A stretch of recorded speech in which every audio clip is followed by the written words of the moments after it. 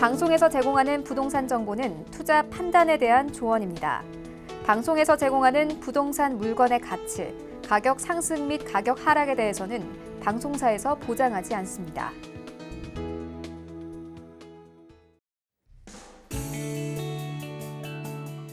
시청자 여러분 안녕하세요. 부동산 투자의 미래 부투미 진행의 정민입니다.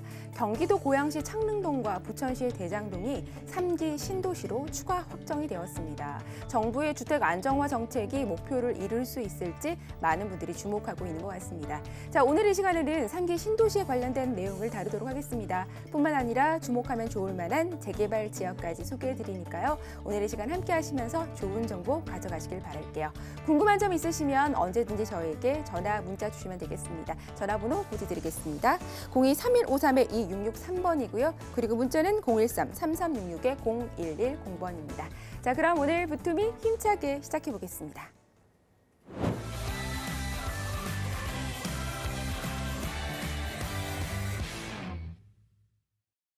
네, 우리 몸에 이상이 있다면 정밀 진단을 통한 원인 분석이 가장 먼저겠죠. 부동산 시장도 마찬가지입니다. 오늘 부동산 시장을 아주 꼼꼼하게 정밀 진단을 해줄 부동산 MRI 시간 이어갈 텐데요. 오늘 함께 해줄 전문가분 소개해드리도록 하겠습니다. 투미 부동산 컨설팅의 김재경 소장님 자리하셨습니다. 소장님 안녕하세요. 네, 안녕하세요.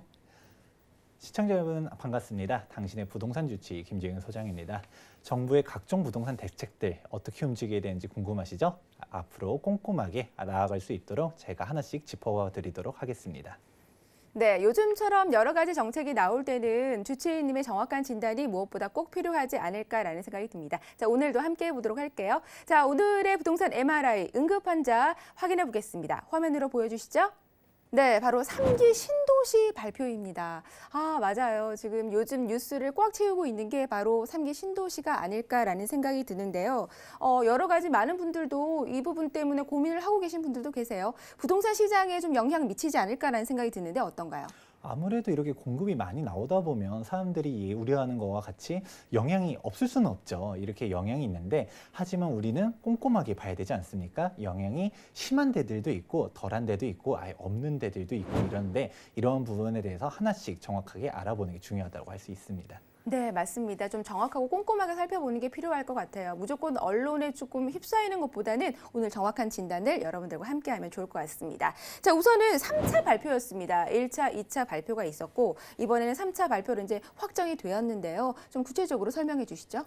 네, 우선 이번 3기 신도시가 어떻게 출발하게 되느냐부터 이제 이해하면 좋을 것 같은데 이제 MC님이랑은 전부터 방송을 오래 하다 보니까 좀 아실 거예요. 네. 이제 현 정부 자체가 2017년도 파리 부동산 대책으로 이제 대표되는 정부 정책을 가지고 있는데 뭐라고 정의할 수 있냐면 수요 억제 정책이라고 할 수 있습니다. 다주택자들 규제하고 이제 집 그만 사라 이런 식으로 할 수 있는데 하지만 전에 저희가 뭐라고 했었죠? 이러한 다주택자 억제 정책은 아무래도 똘똘한 한 채 쪽으로 가다 보니까 지방 같은 경우는 좀 가격이 하락하게 되는데 네.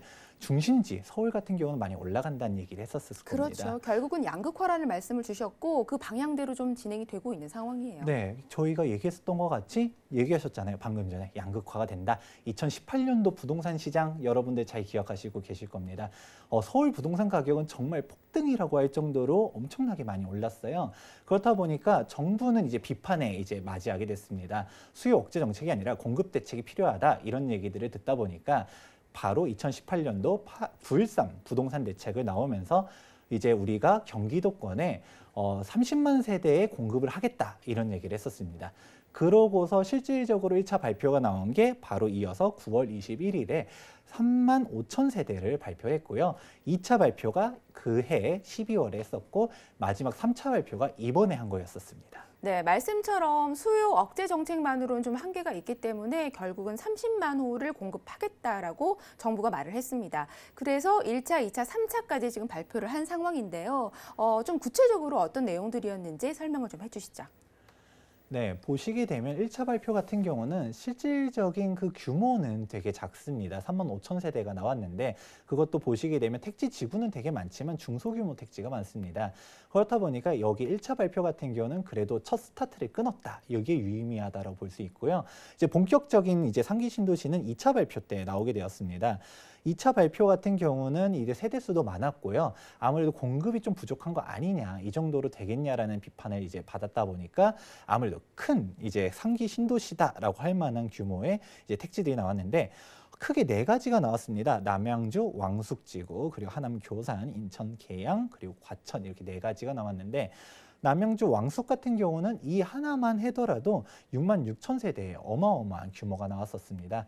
그렇게 나왔고 이제 이번에 발표된 3차 같은 경우는 어떤 내용이 나왔냐 보시게 되면 이제 우리가 가장 관심 가지고 있는 거는 그래도 중소규모 택지보다는 이제 3기 신도시라고 할 수 있는데 고양 창릉에 3만 8천 호 그리고 부천 대장에 2만 호라는 어마어마한 규모가 이번에 지정이 되었습니다. 그렇군요. 지금 1차, 2차, 3차까지 좀 구체적으로 좀 짚어주셨습니다. 자, 그런데 이제 3기 신도시 3차 발표를 좀 살펴보니까 눈에 띄는 부분이 좀 있습니다. 하단 부분에 보니 뭐 판교 테크노밸리의 2.7배, 1.4배라는 문구가 좀 눈에 띄는데요.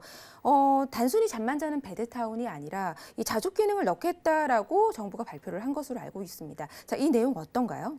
네, 방금 전에 얘기해 주셨던 거와 같이 아무래도 지금 뭐 자족 기능을 좀 추가해야 된다 이런 내용들이 나오다 보니까 판교 테크노밸리와 같이 자족 기능을 좀 집중을 했다. 이게 좀 강조를 많이 하면서 이번에 발표를 했는데요.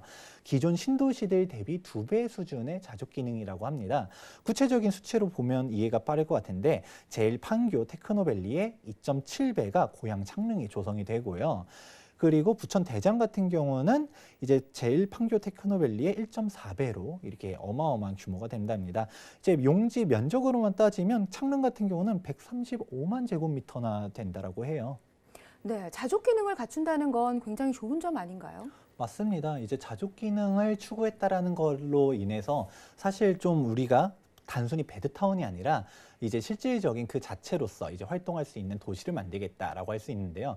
문제는 이게 자족 기능이라는 게 그렇게 말처럼 쉽게 만들어지는 게 아니라는 것입니다. 우리가 관치주의가 아니다 보니까 뭐 세종시와 같이 공공청사들 이전해라 하면서 딱 이전하고 그런 게 아니잖아요. 그렇다 보니까 뭐 민간 택지를 갖다가 조성해가지고 민간 기업들 보고 입주해라라고 한다 해서 이게 과연 입주를 할 것인가 이거에 대해서는 좀 의문사항이 있다라는 것이죠. 쉽게 생각하면 이제 상가 같은 얘기를 들 수 있습니다. 신도시들 상가가 워낙 많이 짓다 보니까 상가가 공실도 많고 임대료도 떨어지고 분양가보다도 매매 가격도 떨어지고 이렇게 고통받는 사람들도 많지 않습니까? 이와 같이 과연 이게 많이 짓는다라고 해서 과연 이게 입주를 할 것이냐는 의문이 있다라고 할 수 있죠. 네, 그렇군요. 지금 계획이 있다고 해도 성공 여부는 지금 좀 판단할 수 없다라는 말씀인 것 같습니다. 자, 그리고 여러 가지 좀 부수적인 계획까지 좀 잘 진행이 돼야 결국 이 신도시가 성공의 길을 가게 될 텐데요. 교통을 한번 살펴보고 싶어요. 역시나 뭐 부동산에 있어서 가장 중요한 게 교통이 아닐까라는 생각이 드는데 교통의 인프라 확충은 좀 어떤 것들이 있을까요? 네, 지금 이 교통에 대해서도 좀 정부가 신경을 많이 쓰고 있는데요. 대표적으로 GTX를 들 수가 있고요. 그 외에도 좀 여러 가지 내용들이 2차 발표 때도 많이 나왔습니다. 대부분은 현재 2차 발표 때 나와 있었던 내용들이고요. 이번에 3차 발표하면서 추가된 것 중에서 눈에 띄는 거는 고양선 정도가 눈에 띄네요. 네, 그렇군요. GTX와 고양선을 좀 언급을 해주셨습니다. 이렇게 뭐 여러 가지로 결국은 서울과 가깝고 뭐 직장과 좀 가까울 수 있는 신도시가 이제 성공이 되지 않을까. 그게 바로 성공의 관건이 아닐까라는 생각이 듭니다. 자, 여러 가지 질문과 답변을 좀 드렸는데 결국은 말씀 들어보면 지금 뭔가 판단할 수 없다. 약간은 비판적인 부분이 있는 것 같은데 솔직한 견해는 어떤지 주치의님의 진단을 좀 해주시죠. 우선적으로 상기 신도시가 입주를 하면 어떤 영향이 올 것이냐 이거에 대해서도 이따가 얘기해드리긴 하겠지만 개인적으로는 일단 상기 신도시 자체가 성공적으로 입주를 할 수 있을까부터도 약간 좀 의문이 있긴 해요. 가장 첫 번째로는 시기 적절하게 얘가 공급이 과연 될 것인가가 의문이긴 한데요. MC님 이거에 대해서 한번 들어보면 어떻게 생각하시는지 답변 부탁드릴게요. 정부에서는 상기 신도시가 본격적으로 입주가 되는 게 한 5년 정도 되면 입주된다고 하는데 5년 딱 들었을 때 어떤 느낌이 드시나요? 사실 5년은 좀 너무 안 될 것 같아요. 뭐 아파트 같은 게 하나가 지어져도 사실 굉장히 좀 오래 걸리더라고요, 생각보다. 그래서 전체적인 신도시가 완성되는 데는 시간이 좀 더 많이 걸리지 않을까라는 생각이 드는데요. 그렇죠. 조정되는 거. 아파트만 짓는다 해서 끝이 아니잖아요. 네. 기반 시설도 필요하고 그런데 그런 부분들도 있고요. 사람들한테 또 묻다 보면 어떻게 생각하세요? 5년이나 걸린다는데 하면 바로 당장 지금 집 때문에 고생하는 거는 지금이 좀 힘든데 5년 뒤에 언제 입주해?라고 하시는 분들도 정말 많습니다. 그런데 이 5년이라는 시간도 정말 빠듯해요. 그런 것 같아요. 네. 사실 아파트 단지 하나 짓는데도 3년에서 4년 정도 걸리거든요. 근데 말씀처럼 뭐 교통망도 확충을 해야 되고 여러 가지 시설들도 좀 인프라를 갖춰야 되기 때문에 확실히 5년은 좀 부족한 것 같은데요. 그렇죠. 신도시를 짓기 위해서 이제 주민들도 협의도 풀어야 되고 그리고 뭐 택지 조성하고 이제 공사하고 또 입주하고 또 말했던 것처럼 아무것도 없었던 거에다가 집을 짓기 때문에 기반 시설까지 이렇게 하려면 기간이 좀 되게 많이 들어가게 되는데요. 그런데 그러면 이걸 어떤 식으로 할 수 있느냐? 신도시가 완성되는데 얼마나 걸리냐라는 걸 알려면 2기 신도시를 대표적으로 알 수 있습니다. 네. NC님은 2기 신도시가 어떤 정부 때 출발했는지 기억하세요? 그럼 알고 있죠. 노무현 정권 때 정부 때 이제 진행이 됐던 걸로 알고 있습니다. 네, 맞습니다. 이제 2003년도 때 정식으로 출범을 했는데 2003년도라고 했잖아요. 네. 지금 얼마나 지났죠? 한 15년 정도 지났네요. 그렇죠. 15년이나 지났어요. 그런데 15년이나 지난 지금 2기 신도시가 완벽하게 다 완료됐느냐 하면 그렇지 않다라는 것이죠. 지금 아직도 이제 입주하고 있는 데들도 있고요. 이제 분양하는 데들도 있고요. 아직도 택지 조성하고 있는 데들도 있어요. 아직도 분양이 한참 멀리 남아있는 데들도 있는데 그렇게 지금 2기 신도시 발표된 지 15년이나 지났음에도 불구하고 계속적으로 진행되고 있는 게 2기인데 과연 3기 신도시는 5년 안에 입주를 할 수 있을까요? 아니면 또 10년 지나서 15년 지나서 20년 지나서 이 30만 가구가 순차적으로 입주할지 알 수 없다라는 것도 이게 사실 좀 불확실한 부분 중 하나다라고 알 수 있습니다. 네, 그렇군요. 교통 같은 경우는 어떤가요? 뭐 계획대로 잘 진행이 될까요? 사실 제가 얘기하려 했었던 두 번째 이슈 중 하나가 바로 이 교통이 정확하게 정부가 얘기했었던 것과 같이 착실하게 진행되느냐도 두 번째 포인트라 할 수 있는데요. 사실 3기 신도시가 정확하게 정착을 하려면 교통 대책이 꼭 필요합니다. 왜냐하면 지금도 경기권에서 서울로 출퇴근하려면 한 얼마나 걸릴까요? 예를 들어 뭐 동탄이라든가 일산에서 막 출퇴근 시간대 서울로 출근한다. 1시간 정도 넘게 걸릴걸요. 그리고 강남 같은 경우는 더 일찍 일어나서 아니면 아주 새벽에 출발을 하거나 이제 이렇게 해야 돼요. 맞습니다. 지금 뭐 출퇴근 시간 잘못 걸리면 1시간 넘어가는 건 일도 아니에요. 진짜 뭐 잘못 걸리면 이제 이렇게 출근해야 되나 이럴 수도 있는데 근데 지금도 이런 상황에서 3기 신도시가 지어지고 30만 세대라는 어마어마한 물량이 더 쏟아진다라고 하면 도로교통 어떻게 될까요? 여러 가지로 좀 너무 힘드네요. 소장님 말씀을 들으니까 자꾸 미궁으로 빠지는 것 같은데요. 네, 그렇다 보니까 얘기 나온 게 교통대책이에요. 말했던 뭐 지하철이라든지 GTX라든지 이런 걸 지어가지고 자동차로만 몰리면 답이 없기 때문에 뭐 도로를 한도 끝도 없이 이제 늘릴 수 있는 건 아니잖아요. 그렇기 때문에 뭐 교통대책을 내놓겠다라고 하는데 이 교통대책이란 것도 좀 자세하게 보다 보면 사실 2기 신도시 때 발표 냈었던 거를 그대로 재탕하는 게 되게 많아요.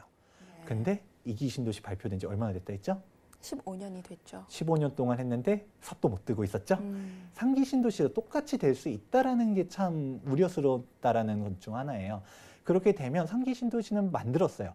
근데 교통대책 처음에는 막 이게 뭐 이것저것 계획이 있었는데 예산이 없다, 뭐 사업 타당성 없다, 뭐 지지부진하면서 이렇게 늘어지다 보면 집은 지어놓고서 교통시설이 확충 안 되는 거. 그러면 정말 헬게이트가 열린다라고 할 수 있는 것이죠. 그렇군요. 좀 그렇게 얘기를 하시니까 좀 와닿는 것 같습니다. 자, 그리고 좀 발표가 되고 나니까 이제 여러 가지 지역에서 주민들이 좀 말이 많아요. 이거 어떻게 해야 되나?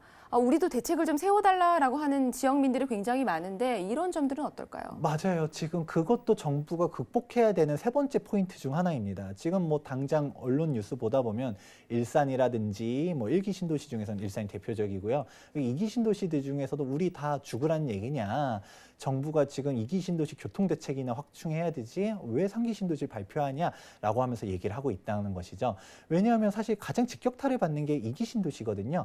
왜냐하면 1기 신도시, 2기 신도시보다도 3기 신도시가 서울과 훨씬 더 가까운 위치에다가 있다 보니까 이런 부분들이 문제가 되는데 이런 부분들, 지역 주민들에 대한 반대 의견 그리고 또 막상 3기 신도시가 지정된 곳에서도 환영하는 데들도 있지만 반대하는 사람들도 많거든요.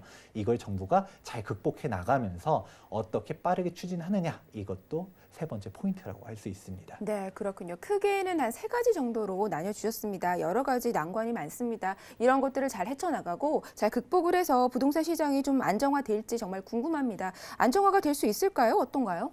사실 이게 좀 그렇죠. 제가 얘기했었던 건 세 가지 문제로 인해서 사실 상기 신도시 자체가 성공적으로 입주를 할지도 문제지만 얘기 뭐 설령 잘 풀려나가서 상기 신도시가 잘 입주를 했다라고 가정을 할게요. 근데 가정을 그렇게 해놔도 좀 안타까운 부분은 있는 게 사실 이게 서울의 수요를 잡는 게 보다는 경기도권에 대한 수요를 흡수하게 된다는 게 문제가 되는 것입니다. 왜냐하면 지금 사실 서울에 있는 사람들이 뭐하러 외곽으로 가겠어요. 그게 아니라 오히려 이기 신도시, 대표적으로 이기 신도시라든지 더 멀리 있는 데에 있었던 사람들, 일기 신도시 같은 경우도 아파트 연차가 좀 오래되다 보니까 아무래도 신축 아파트 쪽으로 더구나 서울과 더 가까운 데로 이렇게 이전할 수 있다 보니까 경기도권에 대한 수요를 분산시키고 상기 신도시가 이런 걸 흡수하게 되면서 경기도에 대한 부동산 가격이 흔들릴 가능성이 되게 높고요. 오히려 이것 중에 세 가지 중 뭐 하나라도 삐걱하는 순간 예를 들어서 가장 대표적인 게 교통 대책이 제대로 안 됐다. 경기도권에서 서울로 출퇴근하는 게 너무 진짜 힘들어진다. 그럼 오히려 서울에 대한 희소성만 더 높아지는 서울 부동산 가격만 오히려 더 올라가게 하는 아이러니한 현상이 나올 수도 있다는 것도 또 하나의 안타까운 점 중 하나입니다. 네. 주치의님의 진단을 좀 듣다 보면 늘 항상 냉철한 분석을 해주신다라는 생각이 정말 많이 드는 것 같습니다. 오늘은 3기 신도시 관련된 이야기를 나눠봤는데 결과적으로 중요한 포인트가 나왔습니다. 서울의 수요를 잡는 것이 아니라 오히려 경기도의 수요를 분산시키지 않을까, 그리고 경기도의 집값 부동산이 좀 흔들리지 않을까라는 진단을 조심스럽게 내려주셨네요. 3기 신도시에 대한 정보 얻고 싶고 또 관심 있으셨던 분들 오늘 도움이 될 만한 시간이 아니었나라는 생각이 듭니다. 자, 이어서 바로 다음 순서 진행해 보도록 하겠습니다. 다음은 오늘의 부동산 건강 차트 시간 이어갈게요. 화면으로 오늘의 사연 만나보겠습니다. 주치의님 안녕하세요. 경기도 이기 신도시에서 아이 둘을 키우고 있는 30대 동탄맘입니다. 이번에 정부의 3기 신도시 발표를 보면서 한숨만 계속 쉬고 있습니다. 집값을 잡겠다더니 경기도 집값만 잡는 게 아닌가라는 생각이 드네요. 마음 같아서는 현재 집을 팔고 서울로 이사를 가고 싶지만 지금 가진 돈으로는 서울로 가면 평수도 줄여야 하고 연차도 오래된 아파트를 가야 해서 앞으로 동탄이 어떨지 괜찮을지도 궁금하고 아니다 싶으면 경기도 내에서 이사를 가볼까 합니다. 어디가 안전하고 이사하기 좋을지 조언을 부탁드립니다. 라고 동탄에서 거주하고 계신 현미 엄마님께서 사연을 보내주셨습니다. 자, 앞서서 3기 신도시에 관련된 이야기 나눴고 경기도가 좀 타격을 받을 수 있다고 했습니다. 그리고 동탄은 2기 신도시죠. 네, 그래서 아무래도 좀 마음이 좀 다급하셔서 사연 보내주신 것 같습니다. 자, 주치의님 어떻게 생각하십니까? 네, 정말 마음 아픈 사연이 왔어요. 동탄에서 거주하시고 계신 이 현미 어머니께서 이제 사연을 보내주셨는데 현실적인 내용이 나왔어요. 제가 이제 얘기했었던 게 일부에서 사실 결론적으로 말하면 마음 편한 건 서울로 가면 마음이 편해요. 하지만 우리가 서울로는 가고 싶어도 사실 경기도가 좋아서 거주하시는 분들도 있지만 현실적인 이유 때문에 자금적인 것 때문에 경기도에 거주하시는 분들도 정말 많으실 거예요. 근데 경기도에 살고 있는 집을 팔고서 이 돈으로 서울로 가려다 보면 평수도 줄여야 되고 이제 연차도 오래된 아파트로 가야 되고 이런 부분들도 좀 우려스럽다 보니까 아무래도 그런 부분들 했을 텐데 사실 이런 부분들 과연 어떻게 할 것이냐? 그러면 경기도 내에서도 그러면 굳이 산다라고 했을 때 살아남는 지역은 어디냐 이런 부분에 대해서 한번 얘기가 필요할 것 같아요. 네, 맞아요. 아마 경기도에 지금 거주하고 계신 분들의 대부분의 생각이 3기 신도시 발표로 현미 어머님과 똑같은 생각을 많이들 하실 것 같아요. 사실은 내가 실거주를 하고 있지만 이왕이면 우리 집값이 떨어지는 것보다는 오르는 게 더 좋거든요. 그래서 투자 가치도 좀 있었으면 한 생각을 많이들 드실 것 같습니다. 자, 이런 부분 좀 어떻게 보시는지 어디로 가면 뭐 투자도 되고 좀 실거주도 괜찮고 부동산으로서의 가치가 있을까요? 그렇죠. 그러면 이번에 상기 신도시에 대한 지도를 한번 보시면 아무래도 알 수 있을 것 같습니다. 지금 지도 한번 보시게 되면 여기 보면 또 여러 군데가 있어요. 1기 신도시, 2기 신도시, 그러고서 이번에 발표된 3기 신도시까지 볼 수 있는데 3기 신도시 위치를 딱 보시게 되면 1기 신도시보다도 위치가 오히려 더 가까워요. 그리고 네, 2기 신도시 좀 지금 눈에 띄네요. 그렇죠. 동탄 같은 경우 얘기해 주셨는데 멀리 있잖아요. 그렇다 보니까 아무래도 좀 부담이 될 수밖에 없는 게 사실입니다. 거기다가 지금 상기 신도시가 딱 지어졌을 때 지금 제가 앞서서 일부에서 얘기했었던 것과 같이 지금 경기권에서 지금 서울로 출퇴근하는 것도 워낙 차가 막혀요.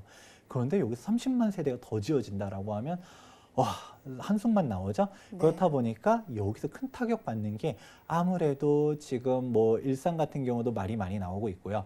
가장 최근에 발표된 상기 신도시 입지가 바로 일산과 서울 사이에 이제 위치하고 있지 않습니까?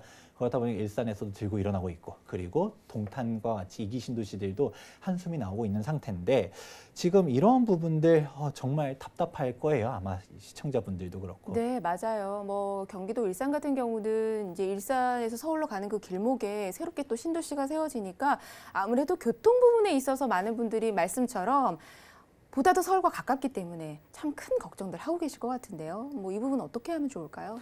네, 그렇다 보니까 지금 이러한 시점 속에서 경기도 어디가 괜찮을까? 이것만 보시면 됩니다. 바로 GTX라고 할 수 있습니다. GTX 많이 들어보셨죠? 그럼요. 저희가 방송할 때마다 뭐 GTX 호재 소식들 많이 전해드리고 있는데 지금 딱 포인트를 하나 짚어주신 게 GTX라고 말씀 주셨네요. 네, 많은 방송, 특히 저희뿐만 아니라도 다른 데서도 전문가들이 GTX에 대해서 많이 언급을 할 겁니다. 그만큼 중요하기 때문인데요. GTX 같은 경우는 출발 자체가 정말 다이나믹합니다. 원래 이 GTX를 얘기하기 시작한 거는 전 김문수 도지사부터 이제 얘기 나왔는데, 그 오랜 시간 동안 진행이 전혀 안 되다가 사실 이번 정권에서도 답은 없을 거라고 생각했는데, 근데 이게 극적인 사태가 나왔어요. 뭐냐? 바로 9.13 대책 나오면서 그 30만 세대의 이제 상기 신도시를 짓겠다 얘기 나오면서 이제 문제가 나온 겁니다. 상기 신도시를 짓겠다라고는 정부가 정책 방향성을 돌렸는데, 그러고 보니까 어떻게 되죠? 2기 신도시가 크게 반발하고 있지 않습니까? 교통대책 내놔라. 네. 그러다 보니까 GTX를 이제 짓게 되는 겁니다. 이게 대신도 광역 급행철도라고 보면 돼요. 일반적인 지하철과 다르게 진짜 이제 빠른 속도로 정차하는 정거장들도 많지가 않아요. 보시게 되면 바로 동탄 같은 경우는 동탄, 용인, 성남, 수서, 삼성, 바로 강남으로 이렇게 가게 되는데, 제가 동탄 같은 경우 서울로 출퇴근하는데 1시간 넘어간다는 얘기 했었잖아요. 네. 근데 GTX가 뚫리게 되면 20분이면 주파 가능할 정도로 어마어마하게 이게 시간을 단축해주는 아주 중요한 키포인트 중 하나입니다. 이러한 부분들이 지금 상기 신도시를 지으려다 보면 2기 신도시 주민들의 반발을 잠재워야 되잖아요. 그렇기 때문에 이 GTX 같은 경우는 실질적으로 진행이 될 거라고 보고 있습니다. 당장 지금 뭐 C노선, A노선 같은 경우 예타가 통과됐고요. B노선도 결국 얘가 진행되지 않으면 지역 주민들이 들고 일어나기 때문에 될 거라고 보고 있습니다. 오히려 다른 교통 대책 같은 경우는 좀 안 될 수도 있다라는 얘기들도 해요. 실질적으로 삽을 뜨기 전까지는 아무것도 예단할 수 없는 거거든요. 하지만 GTX 같은 경우 얘가 안 되면 상기 신도시 자체가 출발을 못하기 때문에 이거는 꼭 유의미하게 보셔야 되는 호재라고 볼 수 있습니다. 네, GTX를 꼭 유의하셔서 지켜보라는 말씀 포인트로 좀 짚어주셨습니다. 예로 들어주셨어요. 동탄에서 이제 서울까지 출근하는데 1시간 넘게 걸리지만 GTX가 생기면 굉장히 시간이 많이 단축이 된다라는 말씀 주셨는데, 지금 사연 주신 동탄에 거주하신 분은 동탄 같은 경우는 GTX A 노선이 들어오기 때문에 괜찮을 거 아닌가요? 그렇죠. 그나마 다행인 거는 동탄 GTX가 있다라는 것이죠. GTX 있는 곳을 주목하라 했잖아요. 근데 여기서 좀 더 나아가 보자면 동탄도 정말 넓어요. 1동탄 있고 2동탄 있고 그런데 이 GTX 역이 들어서는 곳을 도보로 이용할 수 있는 진짜 GTX 역세권이다 할 수 있는 단지를 꼭 들어가시길 추천드립니다. 예를 들어 지금 동탄 어디 거주하시는지 모르겠는데, 동탄과 물론 이런 데는 아무래도 동탄 내에서도 비쌀 거예요. 하지만 지금 비싼 것보다 GTX가 실제로 뚫리게 되면 어마어마한 차이를 벌리게 될 거거든요. 그렇기 때문에 가능하면 경기도 내에서 이전한다라고 했을 때 가능한 GTX 있는 곳으로, 거기서도 GTX 역세권으로 들어가라고 얘기해드리고 싶네요. 이게 되게 중요한 것 중 하나가 GTX 있는 곳이 살아남는다 했잖아요. 이게 앞으로 어떻게 되냐면, 지금도 서울로 출퇴근하려고 할 때 1시간 넘게 걸리는데 상기 신도시에 들어선다고 해봐요. 이게 2시간, 3시간 되지 알 수 없는 거란 말이에요. 그렇게 되면 그나마 GTX 있는 곳들이 살아남게 되고, 그나마 이제 GTX 역조차도 이용할 수 없는 데들, GTX가 안 들어서는 다른 경기권이다. 이런 데들은 정말 진짜 죽어나간다라는 얘기인 거거든요. 그렇게 왜냐 출퇴근이 엄청나게 이제 막히기 때문에 그렇다 보니까 GTX에 있는 곳으로 가야 된다. 아닌 데들은 가능한 빠르게 탈출하는 것이 좋지 않을까라고 생각합니다. 네, 소장님 말씀드리니까 GTX 없는 곳에 사는 저는 지금 어떻게 해야 되나 굉장히 지금 방송 들으면서 혼란에 빠졌어요. 당장 어떻게 이사를 가야 되는지 좀 고민이 많이 됩니다. 자, 서울이나 수도권에 거주하면서 이렇게 뭐 내 집 마련 투자 계획하시는 분들 굉장히 많습니다. 방향을 그럼 어떻게 좀 잡으면 좋을까요? 네, 얘기하셨던 거와 같이 GTX가 만약에 없는 곳에 거주하신다라고 하면 지금이라도 빠르게 특히 상기 신도시에 실질적으로 영향을 끼치려면 아직 멀었어요. 하지만 그 전에 지금 아직 그렇게 그 격차가 많이 벌어지기 전에 빠르게 GTX에 있는 곳으로 만약에 이전한다든가 가능하면 서울 중심지로 이전하는 게 아무래도 좋지 않을까라고 보고 있습니다. 네, 그렇군요. 뭐 이왕이면 좀 서울이 좋겠지만 경기권이라면 GTX 정차역을 꼭 고려를 하라는 말씀을 해주셨습니다. 자, 지금 지역에 따라 양극화 현상 굉장히 심화되고 있습니다. 이 양극화 현상은 더욱더 심해지지 않을지 좀 우려가 되는데요. 어떤가요? 네, 지금 통계 자료를 한번 보시게 되면 경기권이 어떻게 흘러가는지 좀 아실 수 있어요. 왜냐하면 우리가 지금 지방 같은 경우는 많이들 떨어진다라고 하지만 수도권은 많이 올라갔다라고들 하잖아요. 하지만 디테일하게 보면 또 다르거든요. 한번 자료를 보도록 할까요?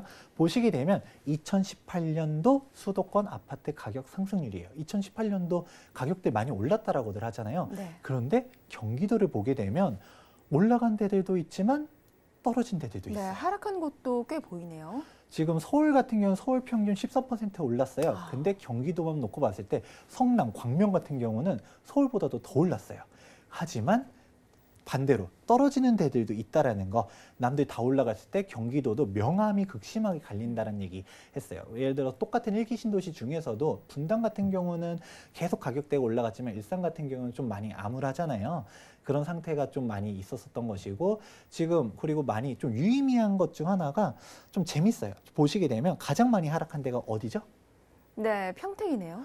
평택하면 뭐가 많이 떠오르죠? 많이 얘기들 나왔을 텐데. 그럼요. 미군 기지 때문에 굉장히 유명하지 않았나요? 미군 기지도 있고 또 하나 있는데 삼성 반도체 공장 맞아요. 네. 이게 들어선다라고 하면서 여기 평택 투자라는 얘기들 많이 들어보지 않았어요? 정말 많이 들었고 저도 언론에서도 좀 꽤 본 것 같은데요. 평택에 관련돼서. 그런데 지금 하락했다라는 게 좀 아이러니합니다. 하락도 그냥 하락이 아니라 너무 많이 하락했어요. 네. 제일 많이 경기권에서 하락했는데 이게 가지고 있는 게 뭐냐? 사람들이 많이 착각하는 것 중 하나가 내가 알고 있는 호재, 내가 알고 있는 악재가 전부라고들 생각해요.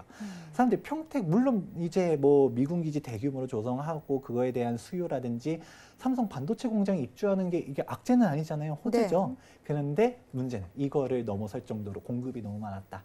이런 것들도 있고요. 그런 것처럼 우리가 부동산 가격이 올라가냐 떨어지냐는 종합적으로 봐야 되는데 사람들이 이제 자기가 알고 있는 게 전부라고들 많이 생각해요. 그렇기 때문에 제가 이런 얘기를 하게 되면 소장님 제가 있는 지역은 어떤 호재가 있어요. 그렇기 때문에 올라갈 것 같아요. 라고 저한테 거의 따지듯이 얘기하는 사람들도 종종 있어요. 근데 얘도 호재가 한 5천만 원짜리 호재라고 해요. 네. 네, 2억짜리 악재가 있어요. 얼마 떨어지는 거예요? 훨씬 더 많이 떨어지겠네요. 그렇죠. 그럴 것처럼 호재도 있지만 악재가 어떤지 그리고 악재를 극복할 만큼의 호재가 있는지 지역별로 디테일하게 봐야 된다는 점 다시 한번 정리해드리고요. 그렇기 때문에 일단은 이제 상기 신도시 자체는 경기권 전체적인 악재예요. 하지만 그거를 극복할 만한 아주 큰 호재가 바로 GTX다라고 할 수 있고요. 꼭 제가 GTX만 이제 놓고 봐도 이제 살아남을 수 있지만 그게 아니더라도 지역별로 봤을 때 그거를 넘어설 정도의 호재가 있는 데들도 있어요. 그게 아니더라도 입지만 봐더라도 위례 같은 경우는 뭐 그냥 이제 서울이 워낙 가까우니까 위례 같은 경우는 살아남을 것이고 분당이라든지 판교야 워낙 자족 도시 이런 식으로 있는 것처럼 뭐 GTX 없다 해서 다 무너진다라고 하면 틀리겠지만 우리가 그렇게 꼼꼼하게 정확히 체크할 수 없다라고 하면 GTX에 있는 곳에 가시고 아니면 좀 더 우리가 명확하게 분석을 해야 된다라는 점 얘기해 드리고 싶습니다. 네, 주치의님의 판단에 저는 또 하나 배워갑니다. 호재뿐만 아니라 악재도 함께 꼭 체크를 해봐야 된다는 말씀 귀에 쏙 들어오고요. GTX 다시 한번 강조를 해주셨습니다. 자, 마지막으로 사연 주신 현미 어머님께 간략하게 말씀 전해주시죠. 네, 지금 현미 어머님께서는 정말 이제 고민이 많으실 텐데 그나마 다행인 거는 동탄의 GTX, 제가 많이 여러 번 강조하지 않았습니까? GTX가 들어선다는 것이고요. 여기서 좀 더 나아가면 GTX 역세권 쪽에 거주하시고 있으면 너무 좋고요.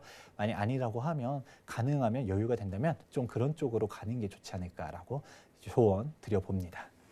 네, 오늘은 3기 신도시에 대해서 살펴봤고요. 그리고 GTX라는 포인트도 한번 짚어봤습니다. 자, 이 부분 참고하시는 게 도움되실 것 같습니다. 자, 방송 보시면서 궁금한 점 있으시면 저에게 언제든지 전화, 문자 주시면 되겠습니다. 02-3153-2663번이고요. 그리고 문자는 013-3366-0110번입니다. 자, 몸도 마음도 부동산도 건강이 가장 중요하다라는 거 명심하시고요. 자, 오늘 부동산 주치 김재경 수장님과 함께한 부동산 MRI 시간이었습니다. 고맙습니다.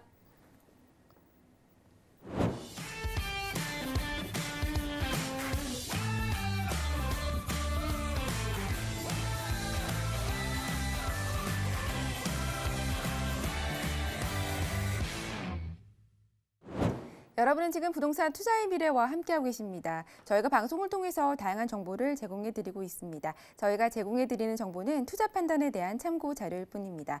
해당 부동산의 가치나 상승 하락은 보장하지 않는다는 점 기억해 주시면 감사하겠습니다. 자, 이번 순서는 실제 부동산 지역 현장에서 근무하시는 현장 전문가가 해당 지역에 대해서 설명을 해드리는 부투미 파트너 시간 이어가도록 하겠습니다. 오늘 함께해 주실 파트너님 소개해 드리도록 할게요. 투미 부동산 컨설팅의 배정관 파트너님 자리 오셨습니다. 안녕하세요. 시청자 여러분 안녕하십니까? 투미부동산 컨설팅의 투자분석 AI 배 부장입니다. 서울 및 수도권을 직접 발로 뛰며 이제 숨겨진 보석 같은 지역들을 찾는 업무를 맡고 있는데요. 오늘 제가 준비한 알차고 최고의 정보들로 여러분들께 이제 소개해드리는 시간 갖도록 하겠습니다. 네, 발로 뛰는 확실한 정보 오늘 기대해 보도록 하겠습니다. 숨은 지역, 숨은 보석 같은 지역을 소개해 주신다고 했는데요. 오늘은 어떤 지역인지 정말 궁금한데요. 소개를 좀 해주시죠. 네, 수도 서울의 관문 인천광역시입니다. 인구 302만 명의 이 서해안 최고의 첫 번째 도시인데요. 이제 부산 다음가는 우리나라 제2의 항구 도시이자 서울과의 거리는 불과 28km의 외국인 직접 투자 전국 1위, 그리고 세계에서 가장 안전한 도시로 뽑히기도 했습니다.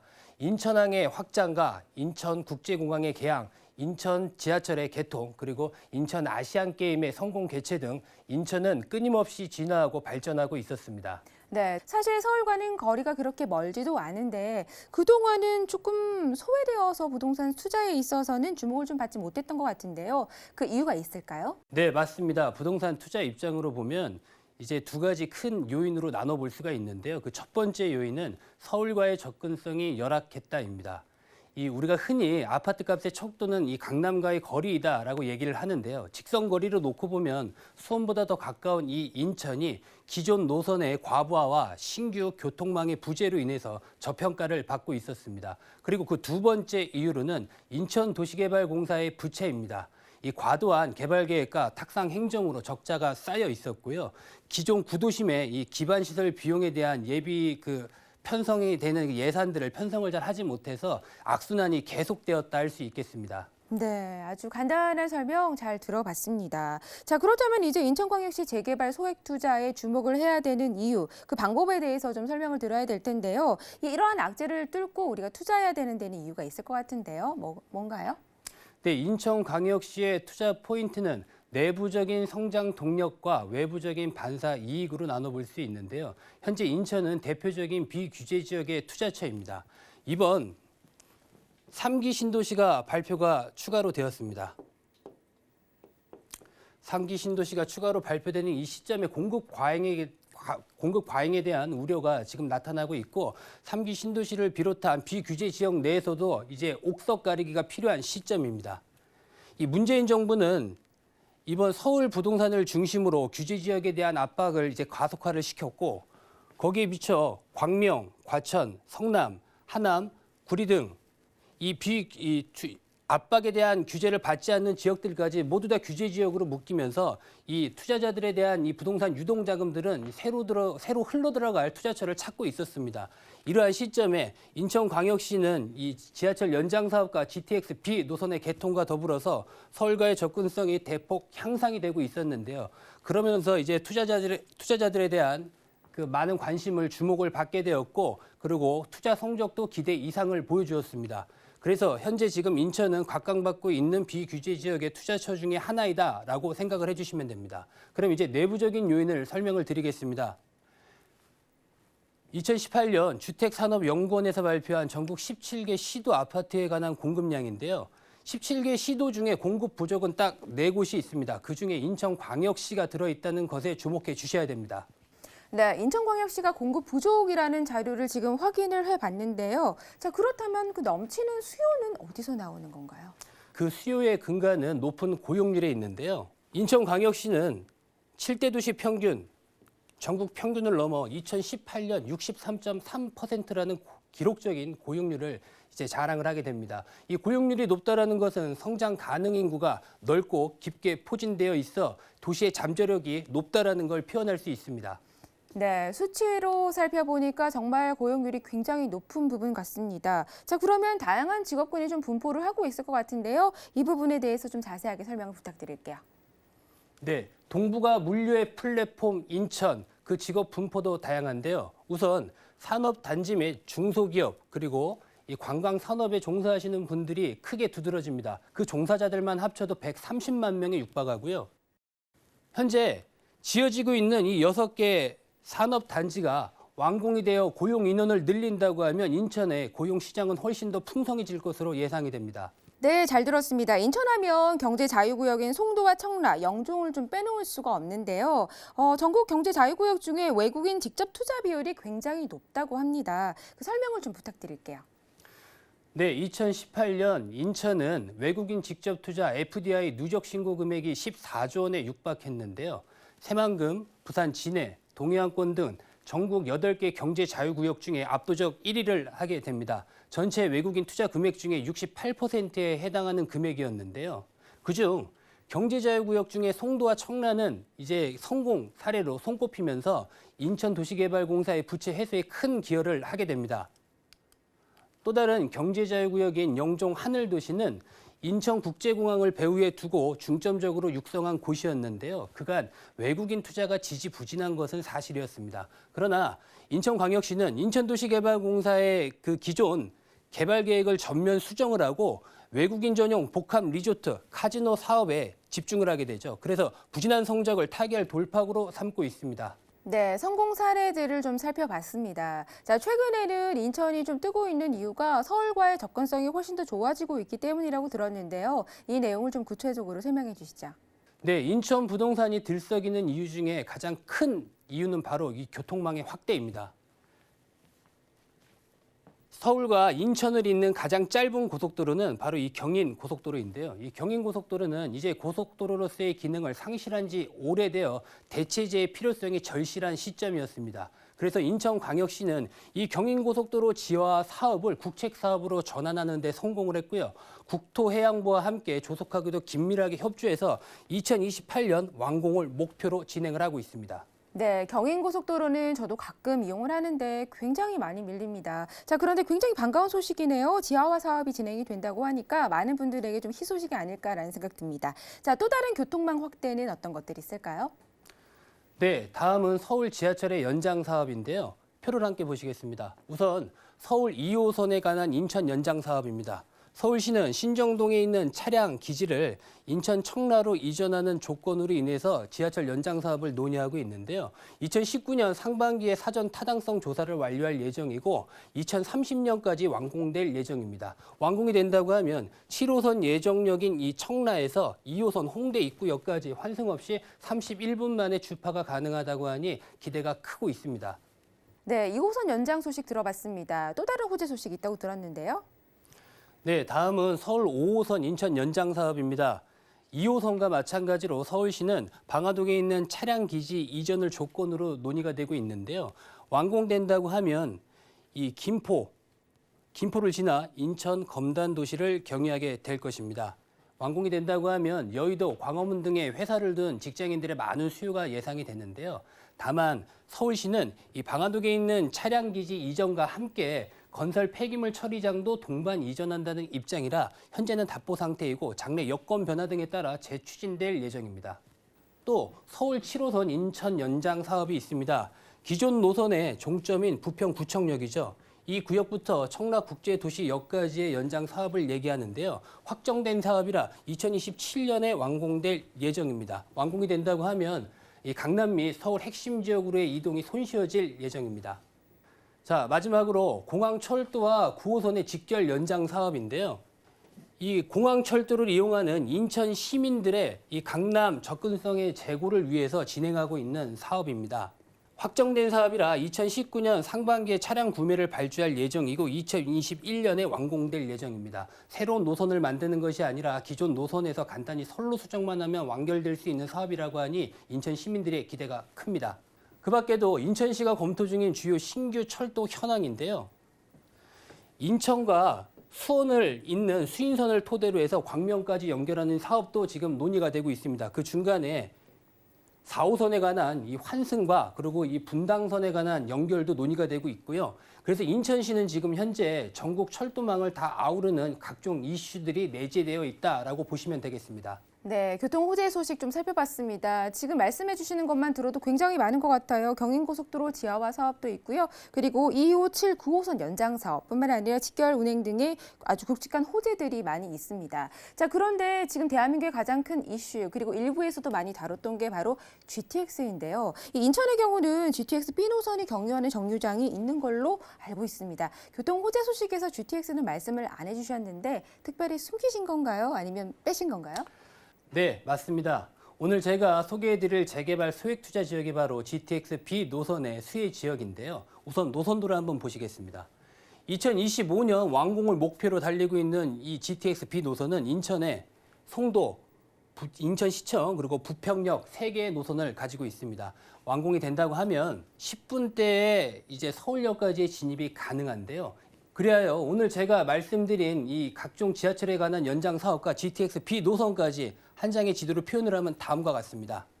우선 인천 지하철 1호선, 2호선 제외하고요. 서울 지하철 1호선, 그리고 서울 지하철 2호선, 서울 지하철 5호선, 서울 지하철 7호선, 그다음 서울 지하철에 관한 9호선과 공항 철도에 관한 직결 연장 사업, 그밖에 광명을 잇는 제2경인선까지 여러분들이 생각했던 교통의 불모지라고 생각했던 그 인천의 천지개벽을 하는 이 모습을 지금 여러분들은 확인을 하고 계십니다. 네, 정말 많은 노선들이 서울과 인천을 연결해주고 있는 것 같습니다. 말씀하시기를 GTX B 노선에 있는 곳에 투자를 하라고 말씀을 주셨는데요. 그렇다면 저희가 알고 있는 3개의 정류장, 그러니까 송도, 인천시청, 부평역에 투자를 하면 되는지 궁금합니다. 어떤가요? 네, 맞습니다. 금액이 크던 적던 투자에는 전략과 원칙이 필요한데요. 이 송도국제도시는 도시개발법을 기초로 공유수면 매립을 통해 만들어진 신도시입니다. 그렇기 때문에 분양권 전매를 제외하고는 소액 투자자들이 들어오기에는 문턱이 높은 것이 사실입니다. 그렇다면 인천을 경유하는 GTX B 노선 중에 송도를 제외한 우리가 재개발 소액 투자로 할 지역은 인천시청과 부평역이라는 귀결이 나오는데요. 그 안에서도 역세권 1km 안에 반경에 있는 직접 수혜지를 노려야 합니다. 그 직접 수혜지는 서울 진입을 10분대에 진입이 가능한 도보로 이용이 가능하고 GTX 완공 시점인 2025년도에는 현재 지어져 있는 10년 이내에 신축 아파트들은 그 당시에는 구축 아파트들이 되어 있을 겁니다. 그렇기 때문에 현재 재개발 사업 중에 사업 시행인가 전후로 된 물건을 매입을 하게 되신다면 사업성의 위험은 줄어들게 될 것이고 관리처분 인가 후 개발이 완료되는 시점엔 GTX-B 노선의 개통과 맞물려 거대한 시너지가 형성될 것이다 라는 것이 저의 생각입니다. 그리하여 GTX-B 노선 중 인천시청역 직접 수혜를 받는 재개발 구역을 제가 표현을 해봤는데요. 첫 번째 안쪽에 있는 원은 이제 600m, 700m 안에 있는 직접 도보 가능한 구역이고 그 밖에 1.5km까지 제가 표시를 해봤습니다. 그래서 저희가 보통 직접 역세권으로 이제 좀 관심을 가질 만한 데는 다음과 같은데요. 인천 강석 성락구역은 2020년 4월에 착공을 할 예정입니다. 백운주택 1구역은 5월 이내에 관리처분 인가가 날 예정이고요. 이 다봉마을은 현재 이주 중입니다. 그리고 주안 10구역은 5월 7일에 관리처분 인가가 났고요. 이 주안 4구역은 현재 조합원 분양이 끝나고 일반 분양분을 준비 중입니다. 그리고 미추 8구역은 사업 시행인가 변경 준비를 하고 있습니다. 다음은 GTX-B 부평역의 직접 수혜 재개발 구역을 지도로 나타낸 것입니다. 보시는 바와 같이 똑같이 첫 번째 안쪽에 있는 구역은 이제 600에서 700m 직접 수혜지 구역을 나타낸 것이고 그 밖에 1km까지 제가 표현을 해봤는데요. 이 부평역에서 직접 수혜지라고 하면 부평 2구역과 부평 4구역 그리고 부평 목련 아파트 재개발 정도가 되겠습니다.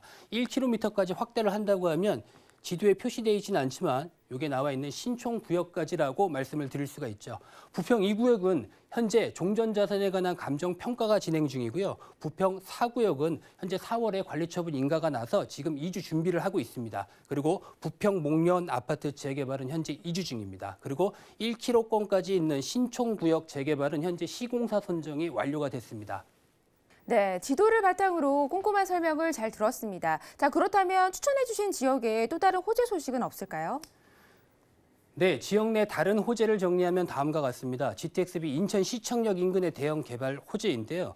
롯데그룹은 인천 터미널 부지와 길 건너 농산물 시장 부지를 동시에 매입을 하게 됩니다. 터미널 부지에는 운수시설을 포함한 복합 멀티 쇼핑몰을 건립할 예정이고 농산물 부지에는 주상복합 2,000세대를 짓고 레인보우 브릿지로 연결을 해서 한국판 록봉기 힐스를 만든다는 야심찬 계획이 있습니다.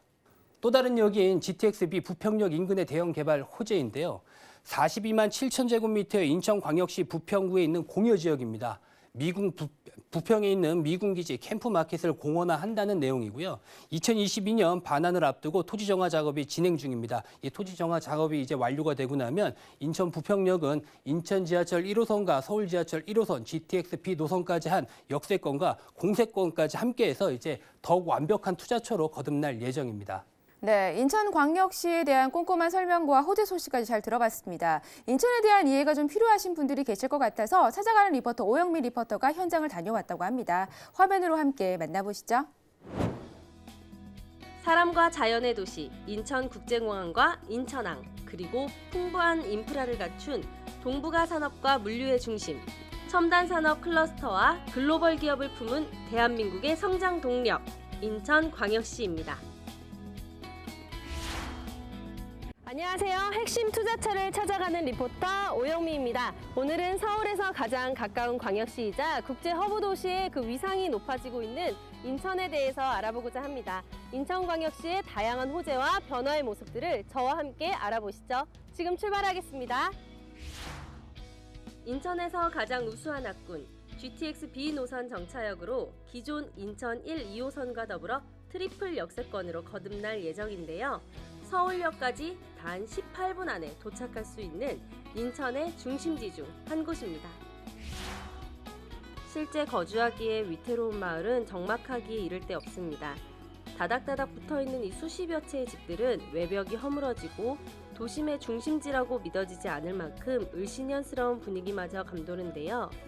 도심 속 시민의 안전한 주거문화 공간 확보를 위해서라도 재개발의 필요성이 더욱 강조되어 보입니다. 부평역 민자역사는 활성화된 지하상가를 포함 수도권 전철 1호선과 인천 지하철 1호선이 통과하는 곳으로 하루 평균 약 8만 명의 많은 유동인구를 자랑하는 인천 중심의 양대산맥 중 한 곳입니다.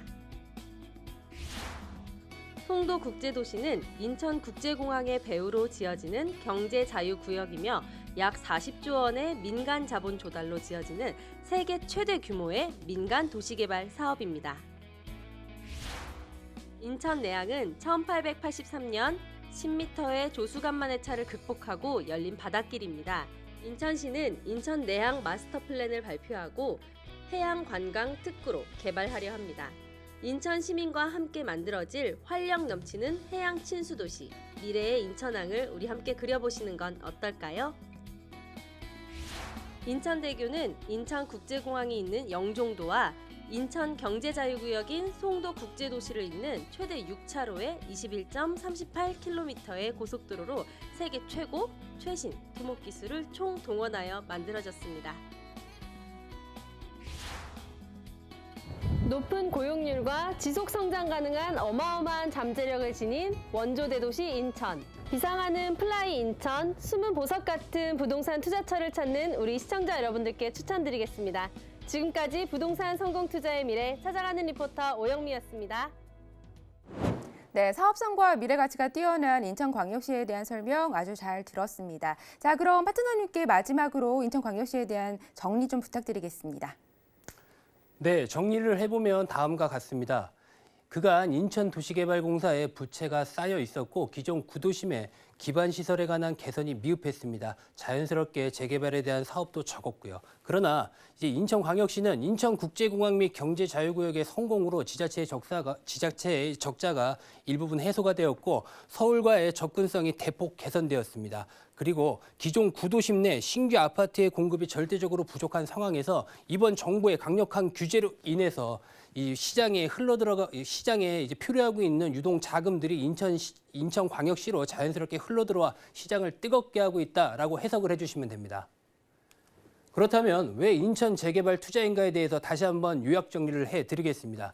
가소유가 풍부한 전국 최고 수준의 고용률을 자랑하는 인천에서 재개발이 필요한 기존 구도심 내 신규 아파트의 공급이 절대적으로 부족한 상황입니다. 때에 맞춰 서울 지하철 연장 사업과 GTX-B 노선에 관한 개통 소식으로 서울과의 접근성이 대폭 개선이 되고 있고요. 이번 정부 규제를 피한 청정 지역으로 전국적인 인기를 한몸에 받고 있습니다. 또한 저렴한 초기 투자금 대비 사업 단계는 굉장히 성숙하기 때문에 당분간 인천광역시의 소액 재개발 투자는 문의는 꾸준할 것으로 예상이 되고 있습니다. 네, 여러 가지 장점으로 정리를 좀 해주셨습니다. 아무래도 고용률이 높다 보니까 수요가 굉장히 풍부하다라는 점 눈에 쏙 들어오고요. 그리고 무엇보다 소액 투자가 가능하다라는 점도 짚어주셨습니다. 여러 가지 투자를 어디다 하셔야 될지 고민인 분 많이 있을 것 같은데요. 인천광역시 재개발 투자로 눈을 좀 돌려보시는 건 또 어떨까라는 생각이 듭니다. 자, 저희가 소개해드린 내용 중에 궁금한 점 있으시면 전화, 문자 주시면 되겠습니다. 전화번호 고지 드릴게요. 02-3153-2663번 그리고 문자는 013-3366-0110번입니다.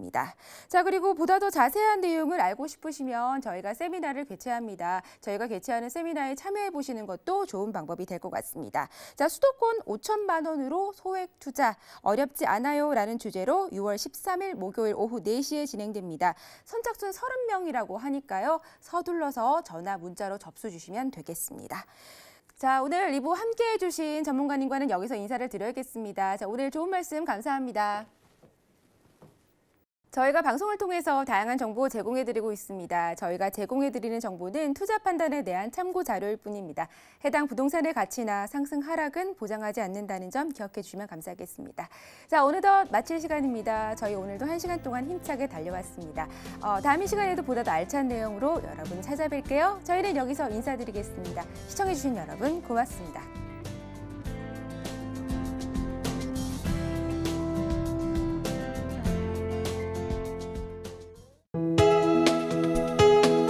본 방송에서 제공하는 부동산 정보는 투자 판단에 대한 조언입니다.